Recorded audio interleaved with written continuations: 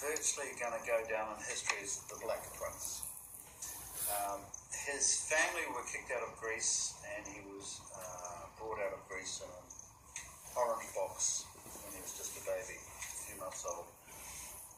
And when he met Princess Elizabeth, she was 14 and he was 18, and it was as he just joined the Navy. He had 2 suits and 20 quid in his pocket, but the introduction was done by Lord Louis Mountbatten, who was then about 39, and Winston Churchill at the time was about, the father was about 64. Prince Philip got involved in heroin trafficking, and he got involved in pedophilia.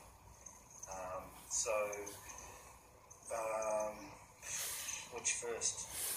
Princess Elizabeth and Prince Philip were due to go on a world tour, and they're due to go to New Zealand in 1952.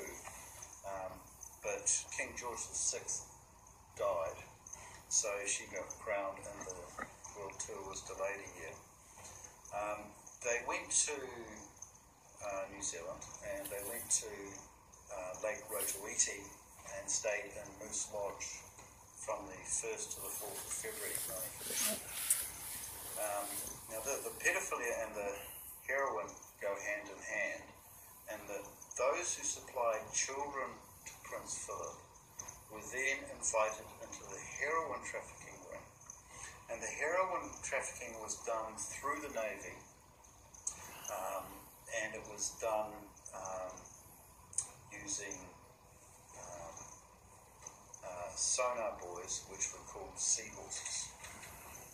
So the pedophilia story that I've heard from intelligence in 1954, 1st to the 4th of February at Moose Lodge in Lake Rotoiti, was that Prince Philip used to wear a rabbit suit, and the children were given scopolamine, which is an inhibition inhibitor and a memory loss agent.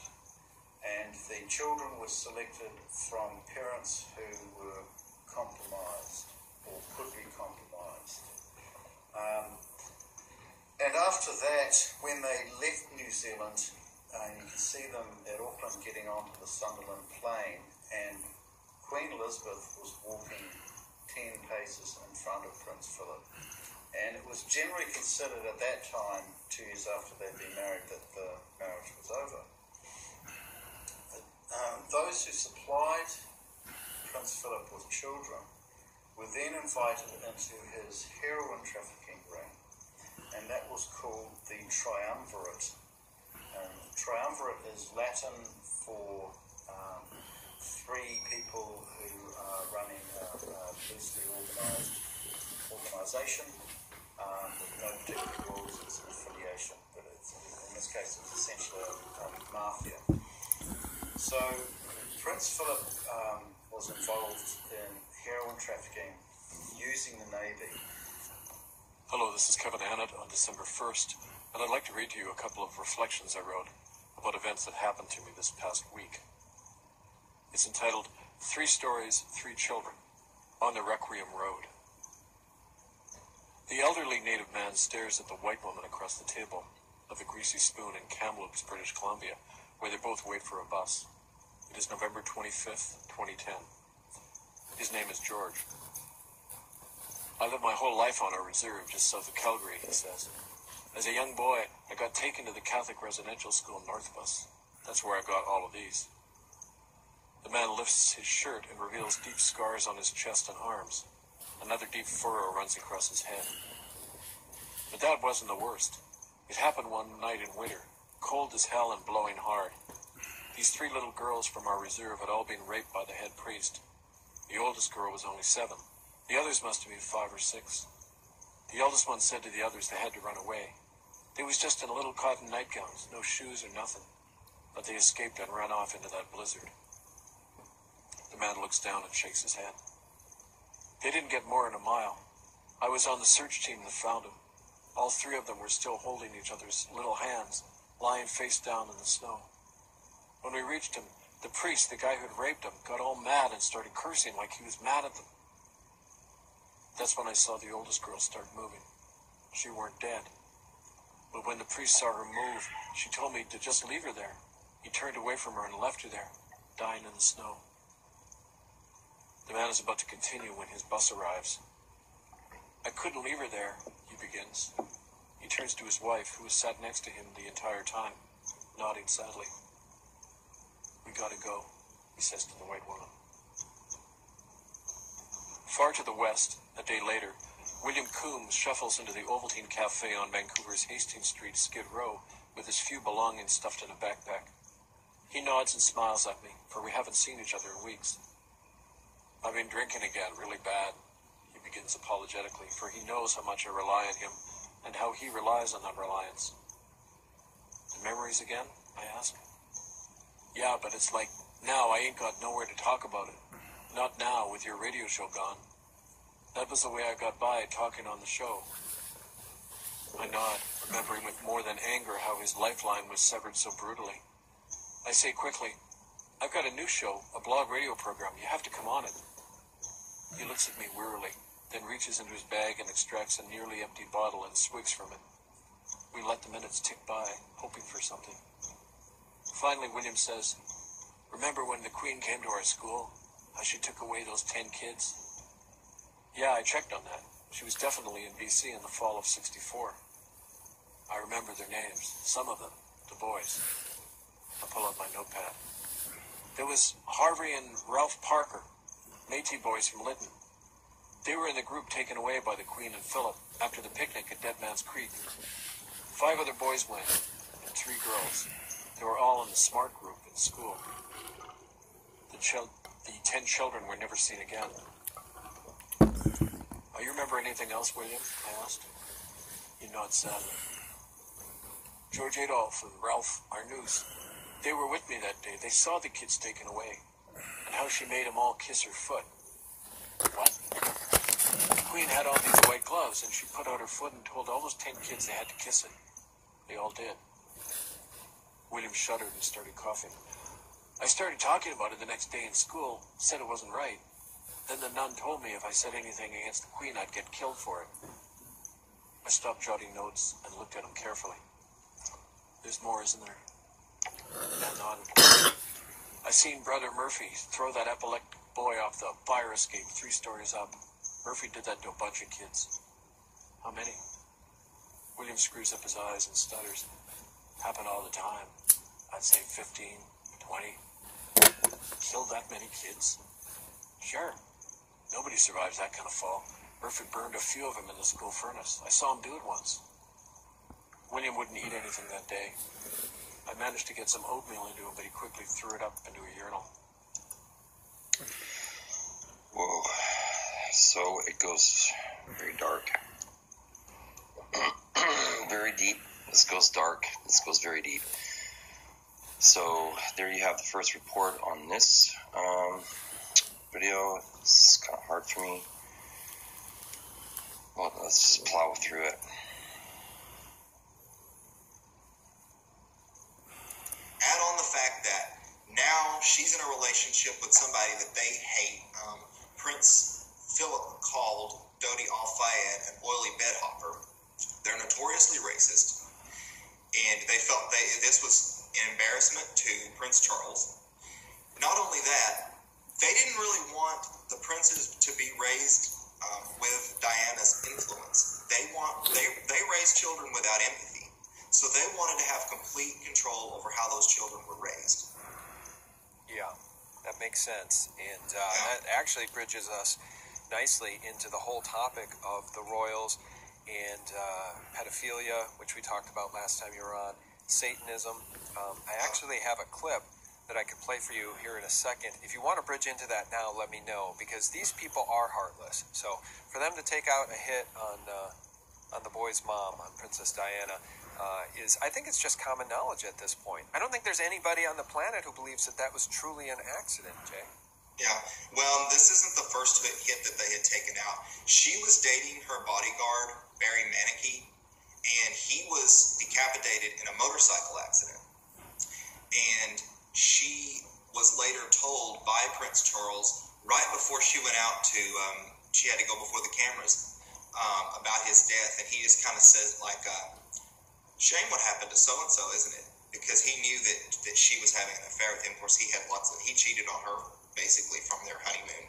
So they killed. She found out that they had killed him. Then they threatened another person that she was in a relationship with, by saying, "You don't want to end up like Barry Manicky." Yeah, that's 100% right. I actually have a soundbite queued up to play for you here from David Icke talking about exactly that. So you triggered my memory. Let's listen to this. Christine told me this. Diana came in a terrible state. Now, I'm going to quote Christine word for word from the tape recording. She, Diana, was crying hysterically. And I said, "What's the matter?" "You know, it was dog's died stuff. Bottom lip out, full sob. She came galloping through the door. I gave her rescue remedy, clutched her, hugged her, calmed her down, and said, 'Now tell me what's going on.' 'I can't believe it. They killed him, she sobbed. I said, 'Who did they kill?' She told me about her affair with the detective, Barry Manicky, and how he was decapitated on a motorbike and how she thought it was a terrible accident. But now she knows the royal family killed him because Prince Charles's senior detective has just told her that if she didn't call it with Hewitt, the same would happen to him." Yeah, I'll pause it there. I mean, it's all on the record, but what you and I now know about the Royals is they're literally above the law. There is no court, there's no jurisdiction, there is no law to which they must obey. There's no law they must obey in the UK. They're literally above the law. They are royals. Right. They all judges, police officers, investigators, all swear an oath to the Queen, not to the people, to the Queen. I, Justin P.J. Trudeau, do solemnly and sincerely swear that I shall be a true and faithful servant to Her Majesty Queen Elizabeth II as a member of Her Majesty's Privy Council for Canada. I shall keep secret all matters committed and revealed to me in this capacity, or that shall be secretly treated of in council. Generally, in all things, I shall do as a faithful and true servant ought to do for Her Majesty, so help me God. And if you just think about the very fact that James Bond has a license to kill, no one can have a license to kill a free man. And we'll leave it there. Wow. So you have pedophilia, license to kill, and secrecy, and individuals sworn to the Queen. Not humanity, but to the Queen. So if the Queen is engaged, or the Royal House is engaged in killing and pedophilia, you are sworn to secrecy. Justin Trudeau just told her that, or told us that. Okay? Even as Prime Minister, he is forbidden. He can't talk about it. He's probably included in It's it the too. royals that we're talking about here. The pedivores.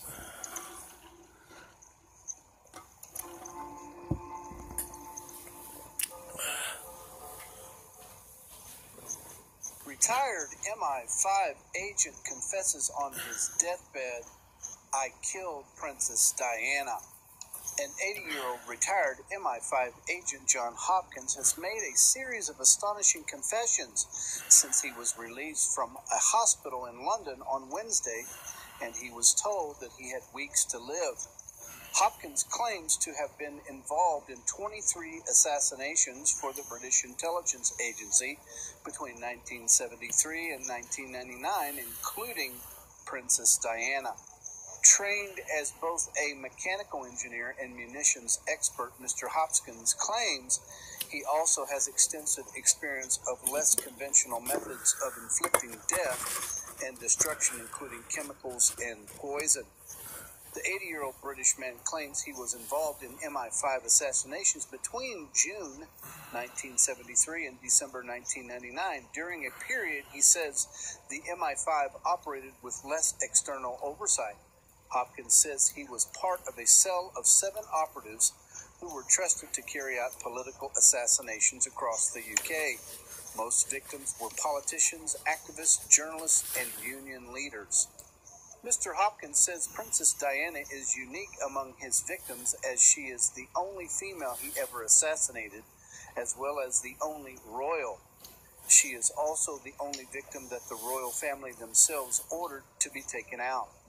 He claims to feel ambivalent about Princess Diana's death. On the one hand, Diana was a beautiful, kind-hearted woman who did not deserve to have her life cut short, but according to Mr. Hopkins, she was also placing the British crown at risk. Quote, she knew too many royal secrets. She had a huge grudge, and she was going to go public with all sorts of wild claims. My boss told me she had to die.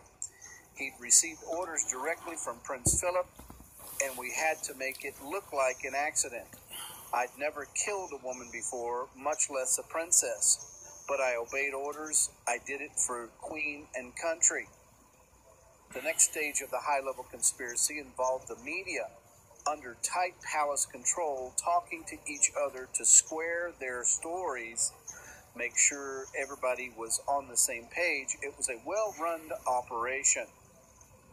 British journalists all answer to editors who also answer to oligarchs who all want knighthoods from the crime family at Buckingham Palace.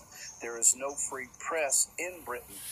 The 80-year-old spending his final weeks at home said he expects to be taken into custody following his admissions. And right here, he, in his own video, missed this part. We got away with murder. He just skipped that whole line altogether. We got away with murder. But says, I can't say that I care an awful lot. Hopkins explained that the investigation into the affair would take forever and would be very complicated because there were few written records around secret MI5 activities, and most of my colleagues are already dead. The most important witness in this case, Mr. Hopkins' boss, died of a heart attack in the early 2000s, and the alleged ringleader, Prince Philip, will never be charged with anything, of course. If Prince Philip ever let himself be analyzed by a psychiatrist, I'm sure he'd be diagnosed as psychopath.